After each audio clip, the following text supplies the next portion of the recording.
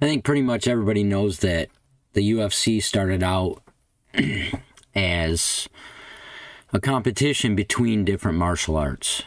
You have a boxer against a wrestler, whatever. So I've always kind of looked into just, there's so many martial arts around the world. And so I'm always doing a little reading on this one or that one, weird ones, because I think that to make the best form of MMA, you take all the little pieces and connect them.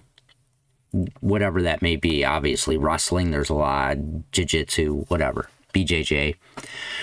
So I've always done a little bit of reading here and there of just all the different stuff. And one of the things I was looking at the other day that I've done quite a few times over the years is Wushu Sanda. One of the reasons that I always, I don't know, liked kind of reading about it is because of Zabit. He's one of my favorite UFC fighters, or fighters, I guess. I really couldn't care less where he fought. I'd watch him. I've watched all his old fights before he got to the UFC and all that stuff. And I think there's a bunch of things that I like about Wushu Sanda and the beat in general. And it's kind of that flow state that he gets into. And some of that has to do specifically with him. It's not just the Sanda that makes him like that, but the way he strings things together and kind of flow states it and just goes, I've always thought was pretty fascinating. And one of the things I was thinking about is, this is probably one of the reasons. When I was a kid, we used to watch the TV series Kung Fu. It's like, I don't know, it was on TV all the time. You know, it was like from the 70s, and when you're growing up as a kid, this is what you watch. We only had 3 channels. Leave me alone. We didn't have cable. There was no internet.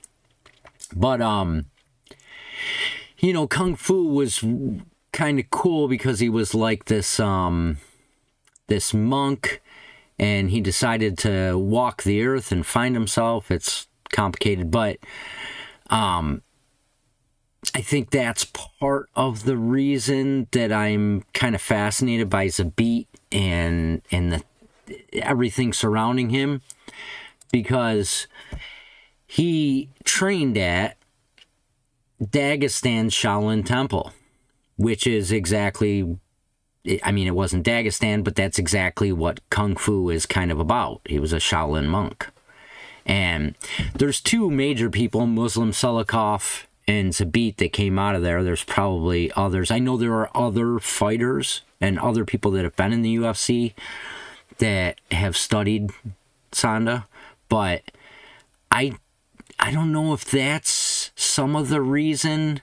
You get a lot of these weird things formed when you're a kid, and I always felt that when you watch Kung Fu, it was like he was kind of in a flow state, and I don't know if that's where I started to appreciate it. He was always in control. He was always calm, and all of his actions were economical and strung together.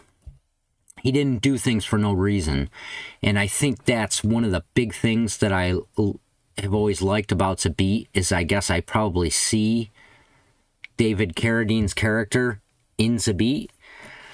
I don't know if you know this, but he's won a lot of medals. This is Zabit when he was younger. He won a lot of stuff. God, I just think he's great. I really wish he wouldn't have retired.